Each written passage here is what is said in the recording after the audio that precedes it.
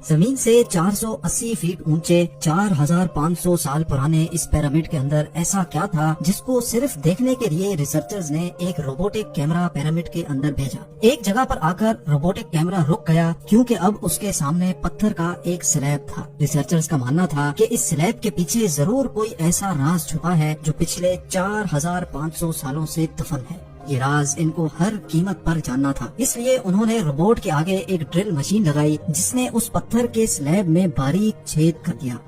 اب اس چھید کے اندر ایک کیمرہ بھیجا گیا جس نے سلیب کے اس پار ایک ایسا منظر دیکھا جو پچھلے 4500 سالوں سے کسی نے بھی نہیں۔ ناظرین، مصر یعنی ایجپٹ میں ٹوٹل 138 اونچے ترین پیرامڈز موجود ہیں جنہوں نے پچھلے ہزاروں سالوں سے درجنوں ارتھکویکس اور کئی خطرناک طوفان کا سامنا کیا، لیکن مجال ہے ان میں سے کوئی ایک بھی ادھر سے ادھر ہوا ہو۔ ان میں سے سب سے اونچا اور بڑا pyramid the great pyramid of Giza کہلاتا ہے اور اس پیرامڈ کی بیس کا ایریا 13 ایکڑز ہے، یعنی اس پیرامڈ کے اندر حیرت انگیز طور پہ ایک دو نہیں بلکہ پوری 9 فٹ بال فیلڈز آرام سے فٹ آ سکتی ہیں۔ ایک ایسٹیمیٹ کے حساب سے اس پیرامڈ میں ٹوٹل 23 لاکھ بڑے بڑے پتھروں کا استعمال ہوا، جن میں سے کئی پتھروں کا وزن 50 ٹن بھی تھا۔ اگر اس کے ٹوٹل وزن کا اندازہ لگایا جائے تو اس پیرامڈ کا وزن 60 لاکھ ٹن ہے، جو 12 برج خلیفہ کے وزن کے برابر بنتا ہے۔ لیکن اتنے اونچے اور عالی شان پیرامڈز بنانے کا آخر مقصد کیا تھا؟ ہزاروں سال پہلے جب انسان کے پاس کوئی ٹولز بھی موجود نہیں تھے، تب ان پیرامڈز کی دیواروں کو کیسے انچ بائی انچ لیول کیا گیا؟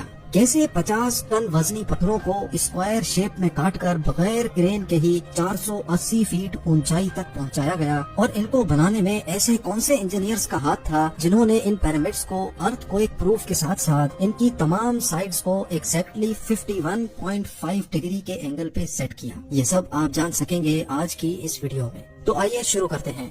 Challenge number 1۔ کئی صدیوں سے مختلف ریسرچ ٹیمز اس پیرامڈ کی کنسٹرکشن ٹیکنیک جاننے کے لیے سر جوڑ کر بیٹھی تھی کہ آخر اس پیرامڈ کی ہر side exactly north, south, east اور ویسٹ پہ بغیر کمپس کے کیسے سیٹ کی گئی ہوں گی۔ کئی ایکسپرٹس کا ماننا ہے کہ اس ٹائم کے آرکیٹیکٹس نے سب سے پہلے ایسی زمین تلاش کی ہوگی جو لاکھوں ٹن وزنی پتھروں کا وزن جھیل سکے۔ اس کے بعد پولر سٹارز یعنی وہ ستارے جن کی مدد سے ارتھ کے پولز کا پتہ پڑتا ہے، ان کی مدد سے پیرامڈ کی ہر سائڈ کو مارک کیا گیا۔ نہ کوئی کمپس اور نہ ہی کوئی آپٹیکل انسٹرومنٹ، صرف اس بیسک ٹیکنیک سے ہزاروں سال پہلے اس پیرامڈ کی ڈائریکشن سیٹ کی گئی، اور وہ بھی 0 ایررز کے ساتھ۔ Challenge number 2۔ اگلا چیلنج تھا زمین کو لیول کرنے کا۔